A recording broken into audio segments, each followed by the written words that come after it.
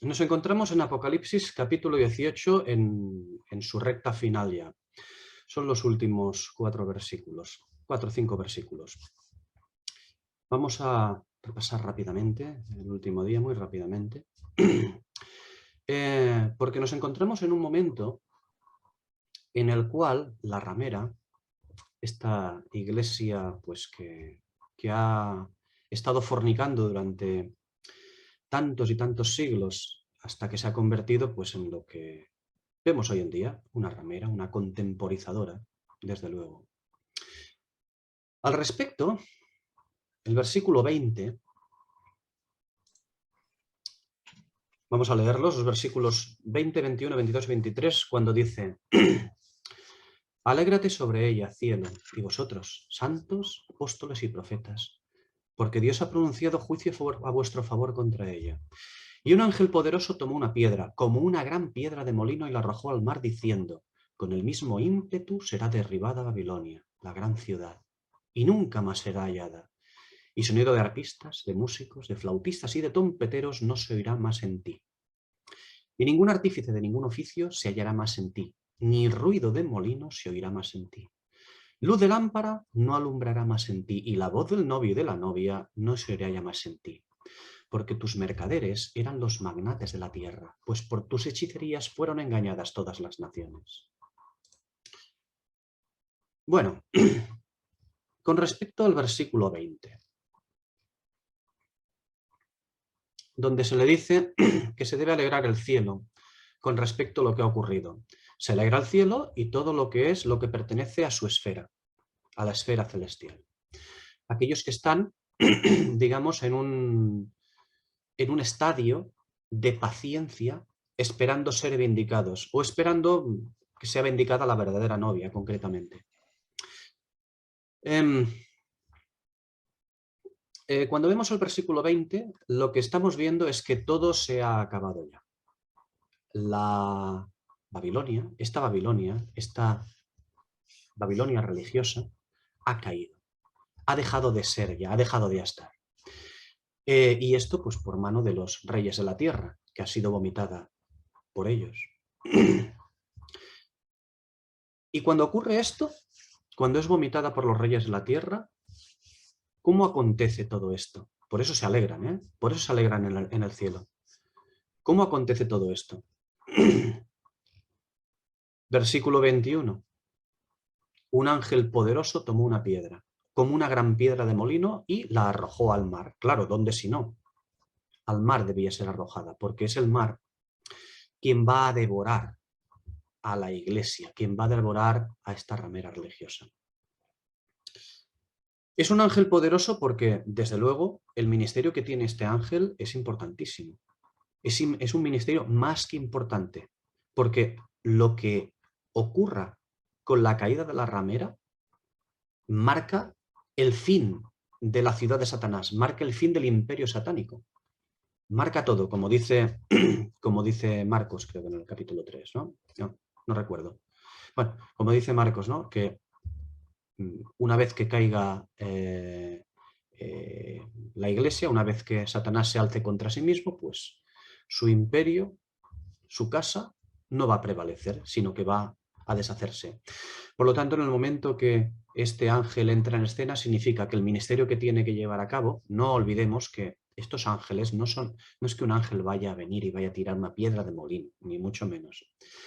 El ángel, recordemos que son los representantes de la acción, tienen un misterio profético, son representantes de la acción, de aquello que va a acontecer.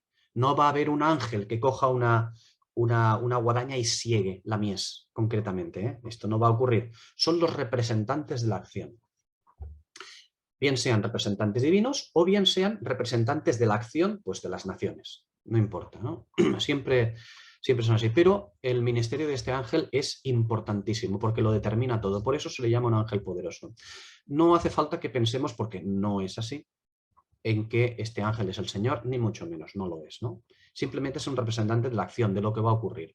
Se le llama poderoso por lo que debe de llevar a cabo. Y lo que nos importa, sobre todo ahora mismo, es que nos presenta a una gran piedra de molino. Esto es lo más importante.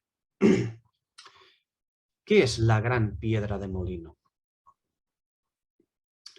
Vimos en el versículo 14 que la ramera, aquella que consiguió cabalgar a la bestia en el capítulo anterior, se la denomina fuerte, ciudad fuerte. ¿Por qué? Porque es verdaderamente fuerte que haya conseguido esta ramera, esta mujer, cabalgar a la bestia, es para ser verdaderamente fuerte.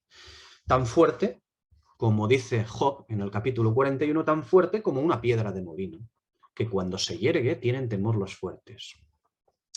Pero como decíamos, es una fortaleza que no tiene parte en Dios, sino más bien en el Dios de las fortalezas de Daniel 11, a quien en el fondo honra a ese Dios de las fortalezas, no a Dios, aunque en su boca diga que honra al Señor, a nuestro Señor, en realidad honra al Dios de las fortalezas, al Dios de la carne, básicamente.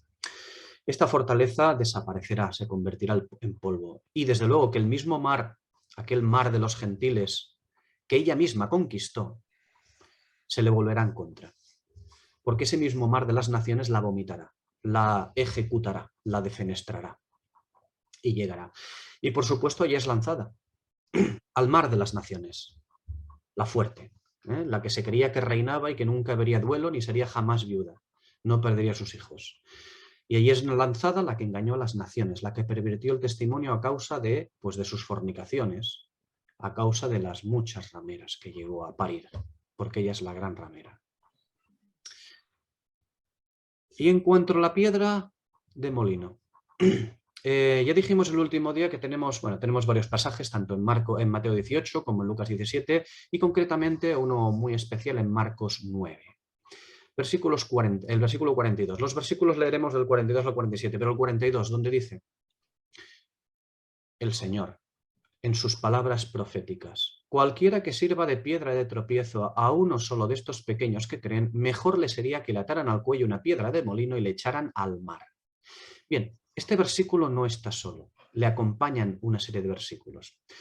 Recordad que debemos siempre, cuando estudiamos Apocalipsis, debemos de buscar imperiosamente, además, debemos de buscar pasajes de correspondencia, simbología que concuerde con algo que ya se ha explicado en el pasado. Cuando digo el pasado me refiero a cualquier escritura anterior a Apocalipsis, comenzando desde Génesis, todo el Antiguo Testamento, los escritos proféticos, pero también los escritos en el Nuevo Testamento, que preceden a Apocalipsis. Allí encontramos muchas cosas. Esta es una de ellas, porque este pasaje de Marcos 9, 42 a 47, es pasaje de correspondencia de estos últimos versículos que leemos, concretamente del versículo 21, pero también del versículo anterior, del versículo 20.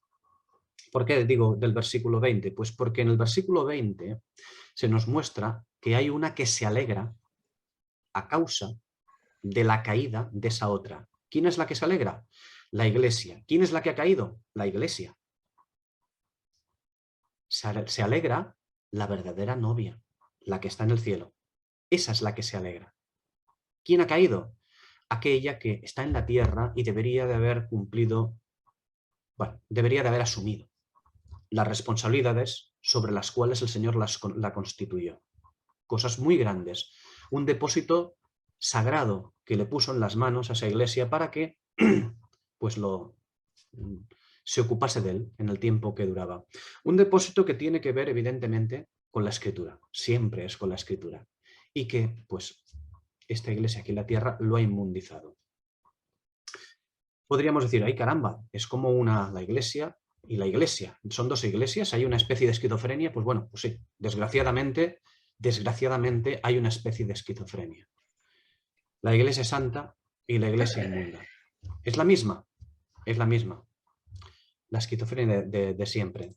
¿Por causa de qué? Por causa de la fornicación, desde la época apostólica hasta nuestros días. Bueno, vamos a centrarnos en esta piedra de molino. ¿Por qué? Cita aquí en este versículo 21 de Apocalipsis 18, ¿por qué cita la piedra de molino? Y vemos la piedra de molino reflejada en estas palabras del Señor Jesús, en Marcos 19. Bueno, continúa Marcos he dicho 19, era Marcos 9. Marcos 9 Hemos leído el versículo 42. Vamos a continuar por los siguientes versículos, porque esos versículos, digamos, ese pasaje de Marcos no ha acabado. Habla de la piedra de tropiezo, esa piedra de molino, que será echada al mar. Es decir, esa misma de la que habla el versículo 21 de Apocalipsis 18. Continúa diciendo Marcos, y si tu mano te sirve de tropiezo, córtatela. Mejor es que entres en la vida manco que teniendo las dos manos ir al infierno, al fuego inextinguible. Y si tu pie te sirve de tropiezo, córtatelo. Mejor es que entres en la vida cojo que teniendo los dos pies ser arrojado al infierno. Y si tu ojo te sirve de tropiezo, sácatelo. Mejor es que entres en el reino de Dios tuerto que teniendo dos ojos ser arrojado en el infierno. Bueno, evidentemente lo que quiero decir es que no está hablando de nosotros, no está hablando de lo que nosotros, de las cositas, que los pecados que podemos hacer o no podemos hacer. No está hablando de ser piedra de tropiezo nosotros, no. Hay que verlo proféticamente porque lo está conectando con Apocalipsis 18, 21. ¿Y por qué lo cita de esta manera? Piedra de molino que va a ser echada al mar y el Señor Jesús le añade mano, ojo y pie. Y para esto pues tenemos que ir a otro pasaje, también conectado con este de Marcos, en el cual el perito arquitecto de la iglesia nos explicará más cosas, que para eso fue el perito arquitecto, ¿no? Primera a los Corintios 12, versículos 20-21, donde dice Pablo, ahora bien, los miembros son muchos, pero el cuerpo es uno solo. Uno solo, ¿eh? Recordad, los miembros hay varios, pero el cuerpo uno solo. Es como si estuviera diciendo que recordéis que estamos hablando del cuerpo, no de miembros, sino del cuerpo. El cuerpo. El ojo no puede decirle a la mano, no te necesito, ni tampoco la cabeza, los pies, no tengo necesidad de vosotros. Otra vez, como el anterior, discurso del Señor, mano, pie y ojo, con una diferencia muy importante. Que el Señor, en Marcos 9, está hablando de una que va a ser arrojada al mar, mientras que en este pasaje el perito arquitecto lo que está haciendo es hablando de los miembros en sujeción a la cabeza, en sujeción a su cabeza. Por lo tanto, está hablando del cuerpo de Cristo. En tanto que el Señor no habla del cuerpo de Cristo, sino de uno que va a ser vomitado. He aquí la diferencia importante. Por eso, en 1 Corintios 12, se nos habla de la cabeza, sale la cabeza, en tanto que el Señor ni siquiera la cita a la cabeza.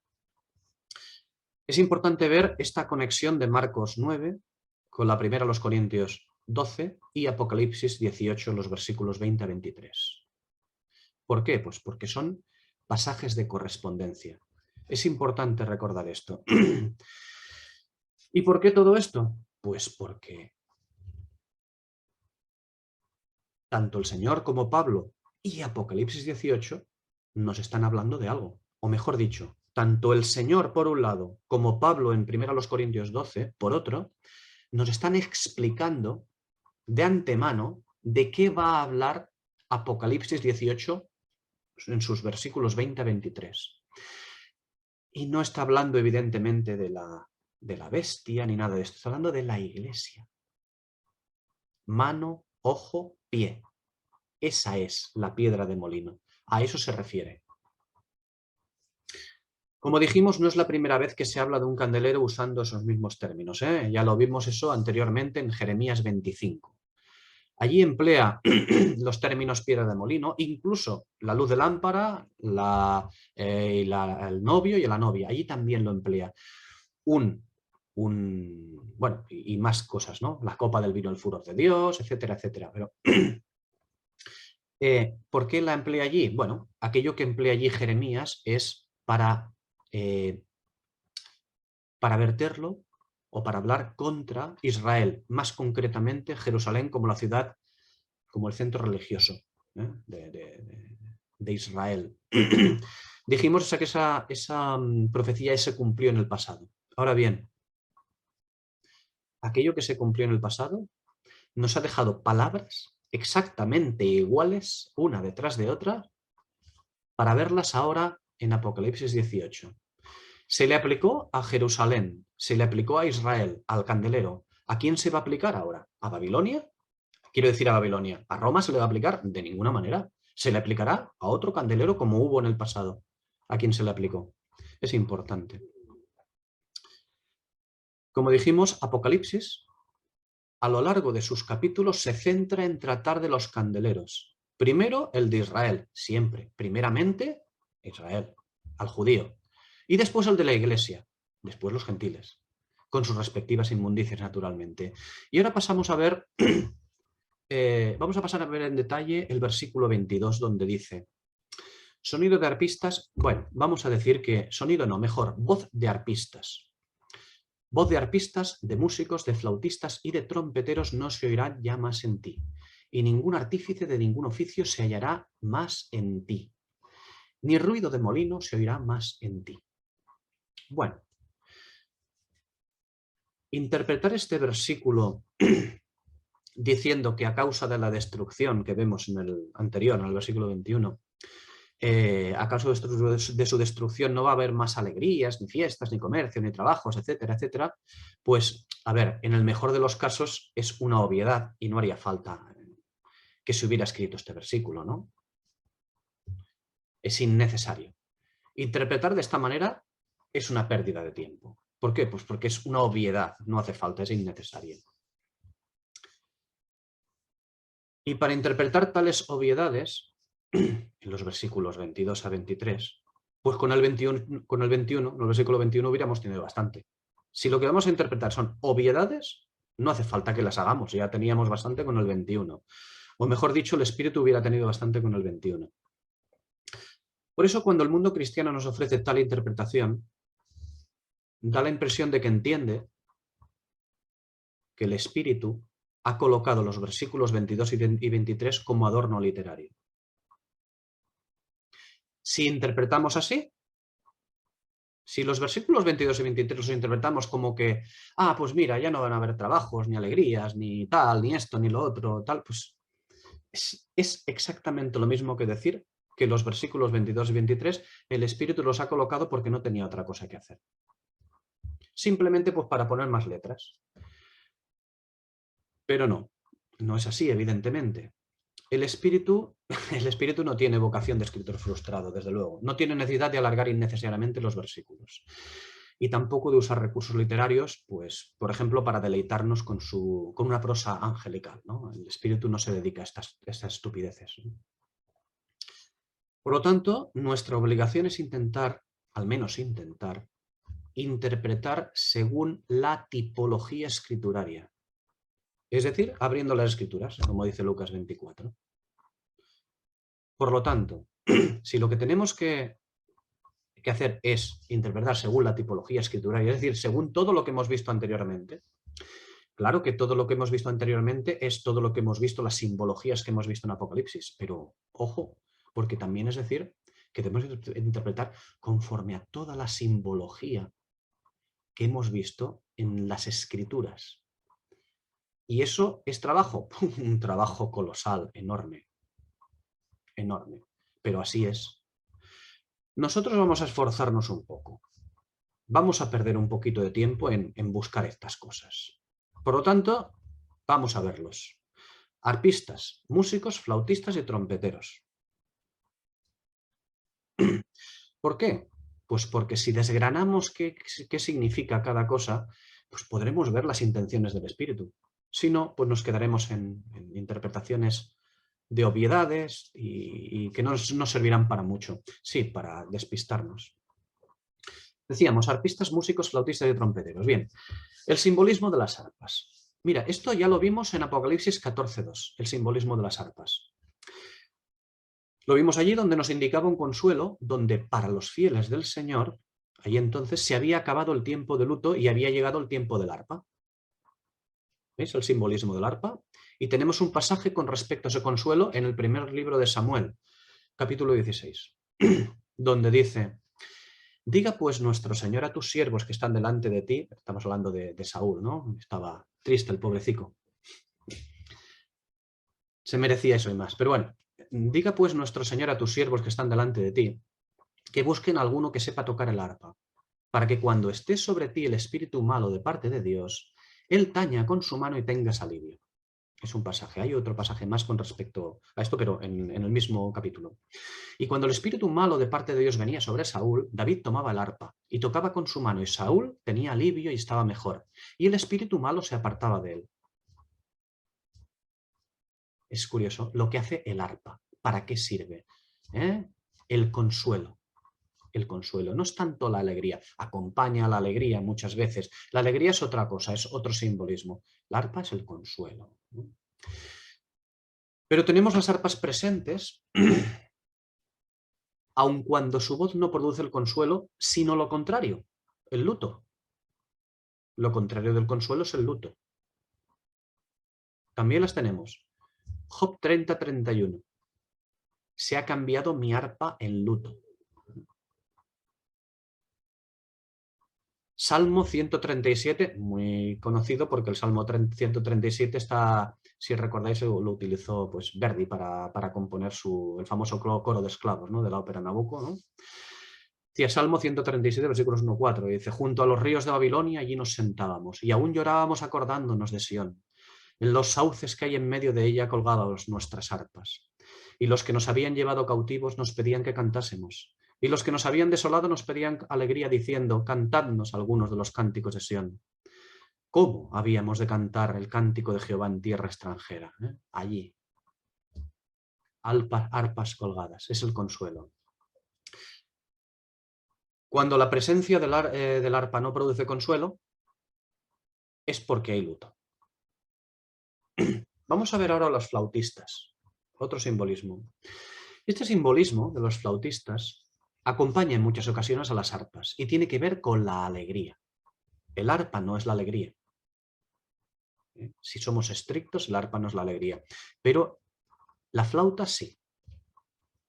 Job 21:12. Se regocijan al son de la flauta. Isaías 30:29. Vosotros tendréis un cántico como en la noche en que se celebra Pascua, y alegría de corazón como al que, al son de la flauta, se llega al monte de Jehová, a la roca de Israel. Fijaos también en Ezequiel, capítulo 28, muy curioso este capítulo. Capítulo 28 en su versículo 13, donde se habla de la creación de Satanás. Y se le dice a Satanás: los primores de tus tamboriles y flautas estuvieron preparados para ti en el día en que fuiste creado. Fijaos que como no incluye el arpa en este pasaje, no incluye el arpa. Y no incluye el arpa ya que no hay ninguna necesidad de consuelo en la creación de Satanás, solo alegría. Son cosas interesantes de contemplar también, el por qué está y el por qué no hay. No está en otros pasajes, ¿no? Bueno, y al igual que las arpas, también las flautas hacen acto de presencia cuando hay lamento. Job 30, versículo 31, donde, cuando ya hemos dicho anteriormente, cuando se decía se ha cambiado mi arpa en luto, también continúa diciendo: y mi flauta en voz de lamentadores. Y un pasaje revelador acerca de las arpas y flautas lo tenemos en el primer libro de Samuel, capítulo 10, versículos 5-7, donde el arpa y la flauta acompañan precediendo a los profetas de Dios. Recordemos que la función del profeta es la revelación de la palabra de Dios, no ser un simple oráculo. ¿No? Un oráculo es un vidente. La función del profeta es la revelación de la palabra de Dios. Dice este pasaje: después de esto, llegarás al collado de Dios donde está la guarnición de los filisteos, y cuando entres allá en la ciudad, encontrarás una compañía de profetas que descienden del lugar alto, y delante de ellos salterio, pandero, flauta y arpa, y ellos profetizando. Porque el consuelo y la alegría, manifestados en el arpa y en la flauta, no deben corresponder a las cosas del mundo. Por eso deben estar ligados a las cosas del Señor, a las cosas de Dios, no a las cosas del mundo. A cambio, tenemos pasajes donde observamos un sentido negativo del uso de estos elementos. Como hemos visto en Job, capítulo 30, versículo 31, se ha cambiado mi arpa en luto y mi flauta en voz de lamentadores. Y otro pasaje, Isaías capítulo 5. Comencemos por el versículo 11. He querido ponerlo desde el 11 hasta el 22. He querido ponerlo porque la flauta, el arpa, tiene que ver con todo esto, con todo lo que está diciendo Isaías 5. Hay de los que se levantan muy de mañana para seguir la embriaguez, de los que trasnochan hasta que el vino los enciende. Y en sus banquetes hay arpas, vihuelas, tamboriles, flautas y vino, y no miran la obra de Jehová ni consideran la obra de sus manos. Uf. Se atreven a tener flautas y arpas, y no solo eso, también vino. Pero no miran la obra de Jehová ni consideran la obra de sus manos. Por tanto, continúa el versículo 13, por tanto mi pueblo fue llevado cautivo, por falta de conocimiento. Mi pueblo fue llevado cautivo por falta de conocimiento. Podría decir, porque se comportó mal, porque fue malo. Por falta de conocimiento. Y sus notables perecieron de hambre, y su multitud se secó de sed. Por eso ensanchó sus fauces el Seol, y sin medida extendió su boca. Y allá descenderá la gloria de ellos, y su multitud, y su fausto, y sus turbas gozosas. El hombre será humillado, y el varón será abatido, y serán bajados los ojos de los altivos. Pero Jehová de los ejércitos será exaltado mediante su justicia, y el Dios santo es santificado por sus juicios justos. Voy a continuar leyendo, pero solamente quiero hacer una referencia.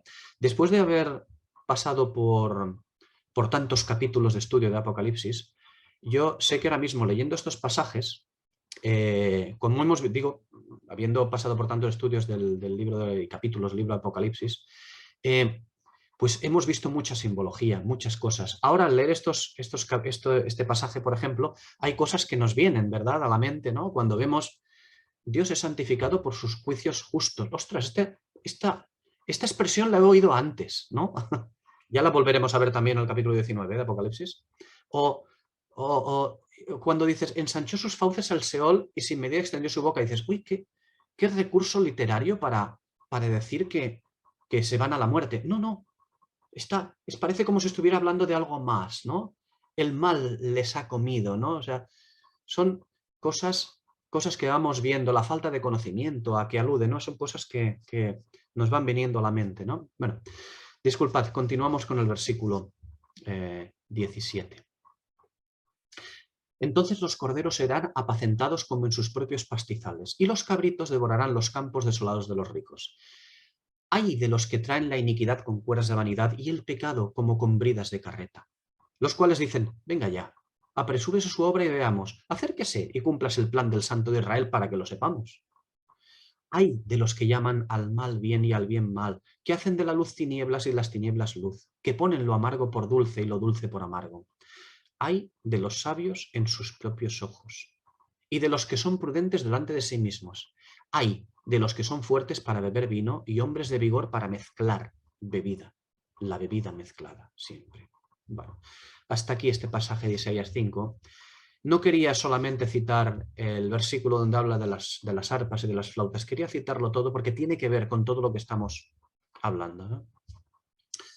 Isaías 5, este pasaje que hemos leído, bueno, todo Isaías, todo Isaías 5, nos habla de los que se embriagan durante la noche. Tenemos que pensar que cuando habla de la noche, estamos hablando de la noche de su ausencia, naturalmente, ¿no? El tiempo de la paciencia de Jesucristo. Pues digo que nos habla de los que se embriagan durante la noche y encima pretenden que al llegar el día, después de la noche, el día, cuando hablamos del día, ¿de qué hablamos? Pues su venida, naturalmente, ¿no?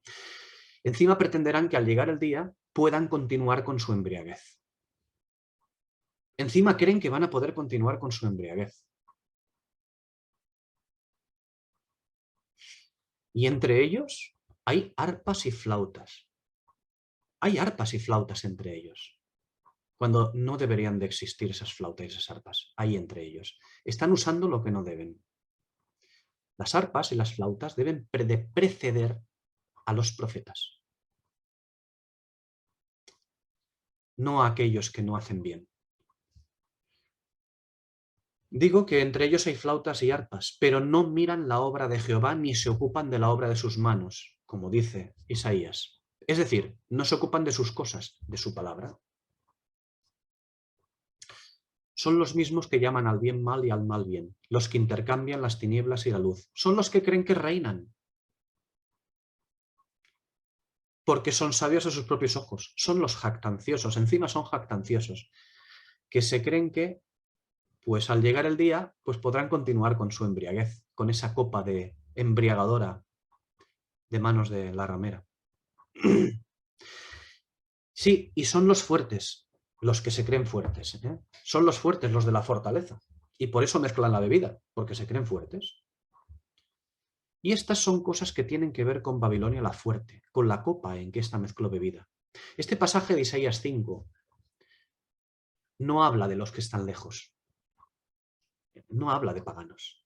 Isaías 5 no habla de paganos, habla de los que están cerca, habla de Jerusalén, la ciudad de Dios, de su pueblo al que ha encomendado mantener encendido el candelero.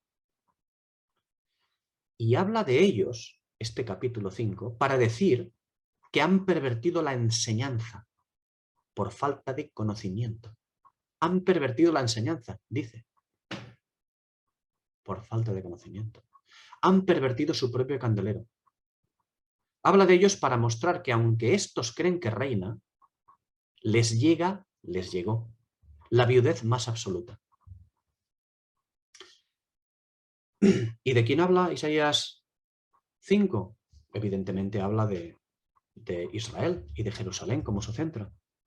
Pero vamos, ya vemos que está hablando de nosotros también. Habla de la iglesia, del otro candelero también. Vamos a ver el siguiente simbolismo, la trompeta, ¿eh? La voz de trompeta. No tanto sonido, se traduce sonido, pero no es sonido la traducción adecuada. El sonido es voz. La voz de estos, no de estos tocando, la voz de estos, ¿no? La trompeta. La trompeta es el aviso de que algo malo va a ocurrir. Siempre es así. Es el aviso de algo. Es el aviso de que algo malo va a ocurrir para avisar de que hay que ponerse a salvo. Esa es la voz de la trompeta en las Escrituras. Lo vimos en las trompetas de Apocalipsis 8 y 9. Avisando. Viendo toda la inmundicia y avisando de que llegaba el día de la expiación. Llegaba la última trompeta. La del día de la expiación, la que anunciaba el día de la expiación. Digo que lo vimos en las trompetas de Apocalipsis 8 y 9 y su fiesta de las trompetas de correspondencia en el Antiguo Testamento, donde el que no se afligía debía morir. La trompeta es un elemento para percibir a la gente de guerras y también de rumores de guerras.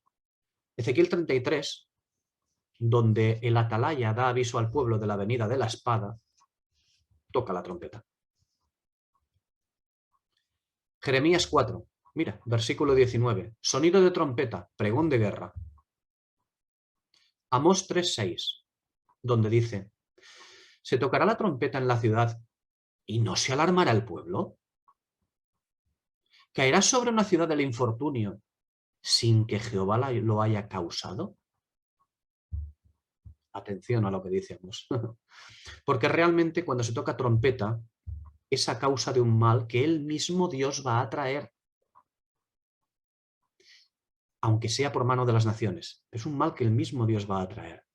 Y quiere que el pueblo se aperciba de ese sonido de la trompeta. ¿Para qué? Pues para que se aflijan y vuelvan a él abandonando sus fornicaciones. La trompeta no es un elemento malo, aunque de malos augurios. La trompeta es un elemento bueno en sí mismo. Es maravilloso. Sirve para hacernos estar pendientes. Para hacernos estar pendientes de mantenernos a salvo en la ciudad de Dios. En el terreno o esfera que Él quiere para nosotros.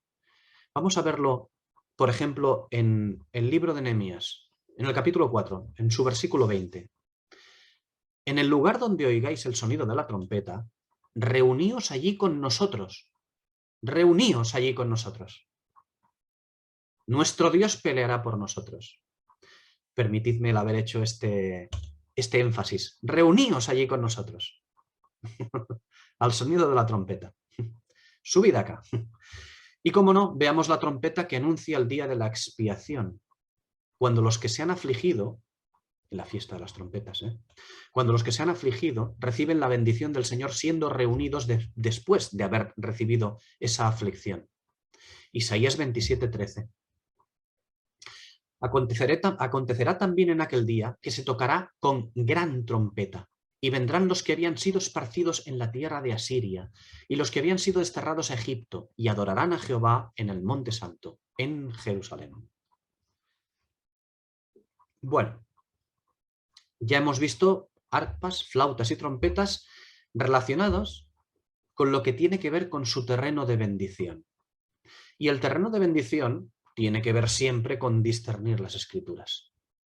Y al respecto, tenemos un pasaje tan esclarecedor como Isaías 5 que hemos leído, tanto como ese pasaje. Esto es 1 Corintios 14, donde se nos habla de la suprema importancia de entender adecuadamente la Escritura, ya que sin ello estamos abocados a la inmundicia. Fijémonos, 1 Corintios capítulo 14, versículos 7 y 8. Es importante este pasaje. Bueno, ya lo estáis leyendo, ¿verdad? Ciertamente, las cosas inanimadas que producen sonidos como la flauta o la cítara es el arpa, es la misma palabra, No sé por qué le da a alguno por cambiar la traducción, pero bueno, es la misma palabra en griego. Las cosas inanimadas que producen sonidos como la flauta o la cítara, la arpa, si no dan distinción de notas, ¿cómo se sabrá lo que se toca con la flauta o con la arpa? Y si la trompeta da un sonido confuso, ¿quién se preparará para la batalla? Vaya, no es algo del Antiguo Testamento solamente todo esto, ni de Apocalipsis. Tenemos cuestiones proféticas escondidas en el Nuevo Testamento, en todos los escritos. Bueno, al respecto de este pasaje en la primera de los Corintios 14, flauta, arpa y trompeta deben dar sonidos claros, divinos. No son elementos creados para confusión. No son elementos creados para dar sonidos humanos. No. Porque eso es inmundicia, eso es mezcla. Son elementos creados para dar sonidos divinos. En el momento que se introduce sonidos humanos en las trompetas, en una trompeta, en una flauta, en una cítara, es decir, un arpa, mal, muy mal. Muy mal. Recordemos que siempre son elementos para dar sonidos divinos, claros. No con distinción de notas. Bueno, a todo esto, con respecto a la inmundicia, el Señor nos ha ofrecido su palabra de verdad, de dos maneras. Nos la ofrece de dos maneras con respecto a esto, como hemos visto también en la flauta y el arpa, como se ven. Nos lo ha ofrecido para que nos regocijemos en su verdad, es decir, en el esposo, simbolizado por la flauta. O también nos ha ofrecido su palabra, o bien para que nos regocijemos en el esposo, en su verdad, o bien para que nos aflijamos por la palabra del profeta y así nos humillemos. Para eso está la palabra de Dios, para actuar de las dos maneras con nosotros. Bueno, al hablar de estas dos formas que la Escritura trata con nosotros, con las que el Señor nos ofrece, nos exhorta, nos regala, en realidad ninguna de estas dos cosas han servido para que la Iglesia busque al Dios verdadero. Hablamos de la Iglesia según la responsabilidad que Dios nos ha otorgado aquí en la tierra. No hablamos del cuerpo de Cristo, recordémoslo siempre.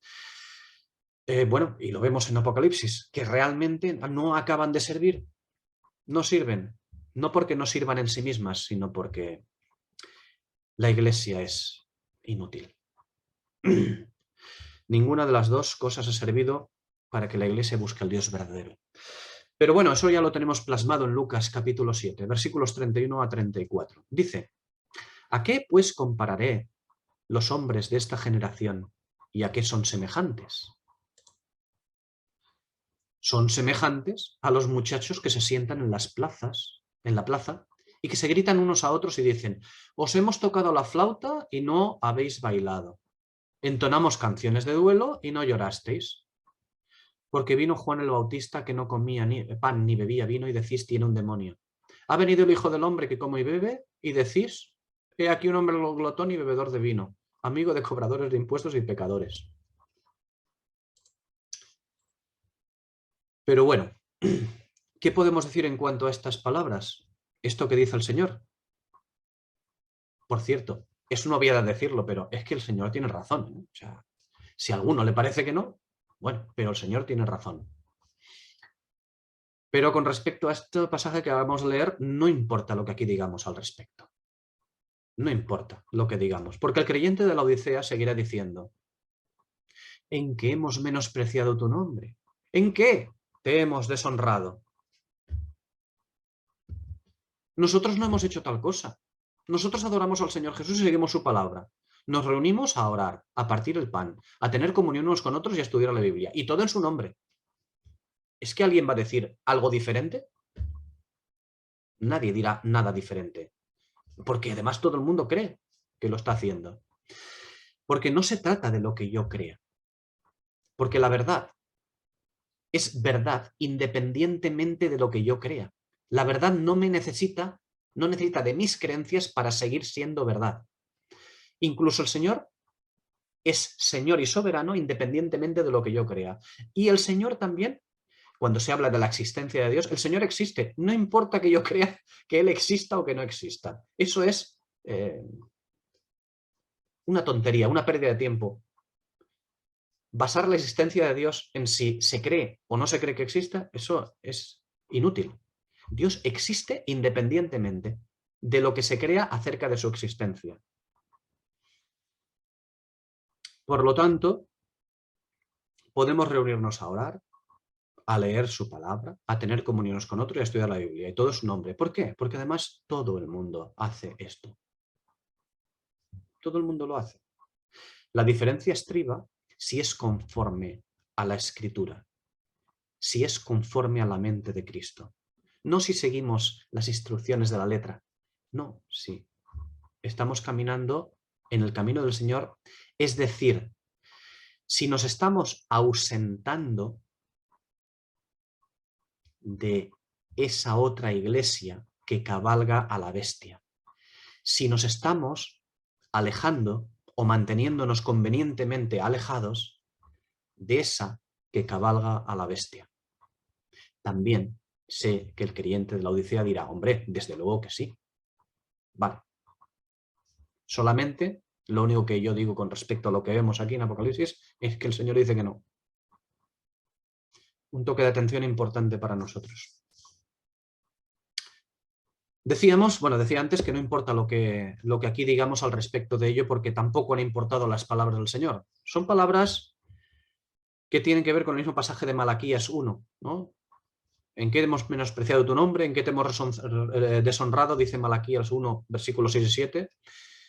Y el Señor dice, pues me habéis honrado en que ofrecéis sobre mi altar pan inmundo, en que pensáis que la mesa de Jehová es despreciable.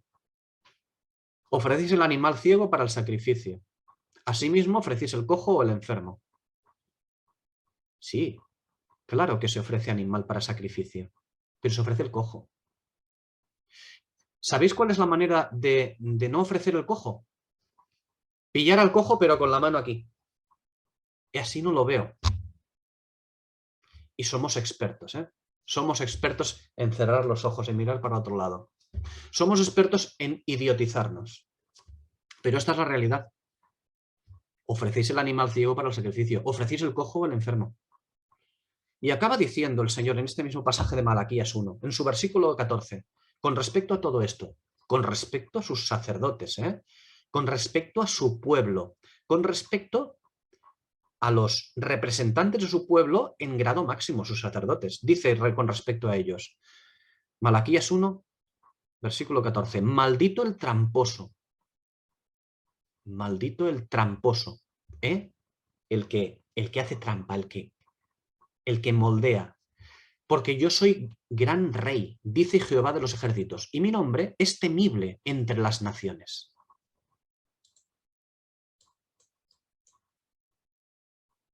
Esto dice el Señor. Bueno,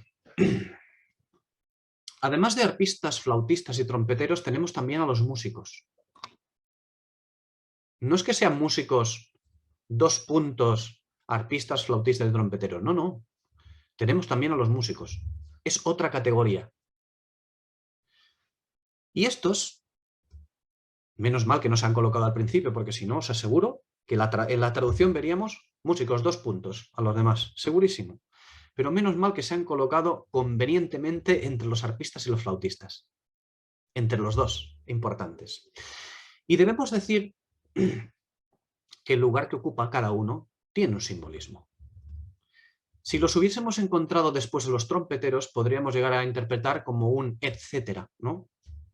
Como si dijese, y los demás músicos. Pero no es así, sino que se los ha incrustado en medio del consuelo y del regocijo, en medio de los arpistas y los flautistas. Se les ha incrustado a los músicos. Todo esto nos debe llevar a Amós 6, donde vemos a esos mismos músicos de los que habla Apocalipsis 18:22. Los músicos del candelero infame. En Amós 6, versículo 5, los músicos inventan instrumentos musicales como David, pero hay una diferencia con David. Porque estos de Amós 6:5 no son para Dios, sino para su concepto humano de Dios, los que inventan esos instrumentos musicales en Amós 6:5. ¿Por qué? Pues porque para ellos, y para estos de Apocalipsis 18:22, para ellos no son suficientes el arpa y la flauta, para estos músicos. No es suficiente lo que Dios da. Necesitan adornar aún más sus consuelos y sus regocijos. El azúcar, la miel. Cogemos un botecito de miel, cogemos un versículo o un pasaje y le tiramos un poquito de miel y así suena mucho mejor un pasaje de la Escritura. Eso es muy común. Es muy común. Por eso digo que para estos músicos no son suficientes el arpa y la flauta. Necesitan adornar aún más sus consuelos y sus regocijos, las cosas del Señor. Porque para ellos será más importante adornarlo. Pero en el fondo es un adorno artificial. Sí, puede que estos adornos les dé más alegría y más consuelo. Puede que sí. Más esperanza. Claro que sí. Pero todo eso es puramente humano. Alegría, consuelo y esperanza humanos. Necesitan hacer esto por un motivo. Porque no entienden el arpa, no entienden la flauta y no entienden la trompeta de Dios. No la entienden. Por eso necesitan adornarlas.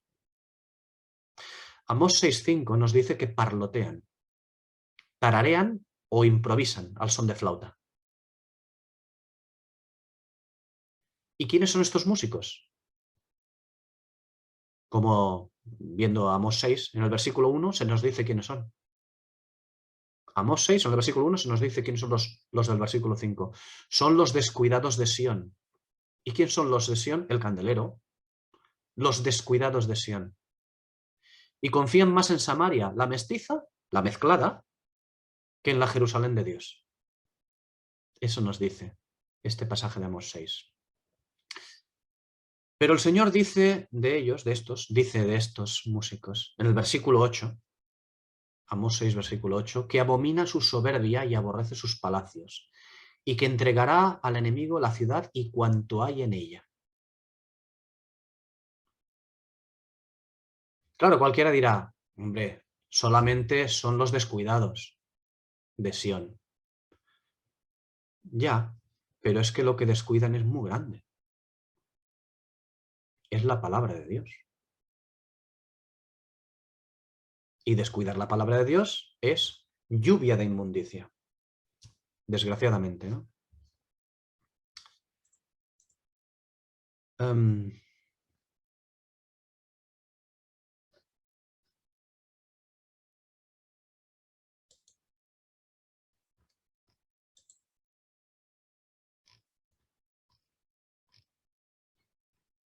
Vamos a avanzar un poquito más.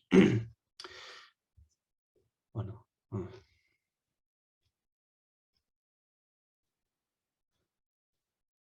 bueno, mejor creo que lo podemos dejar hoy aquí y el próximo día seguimos.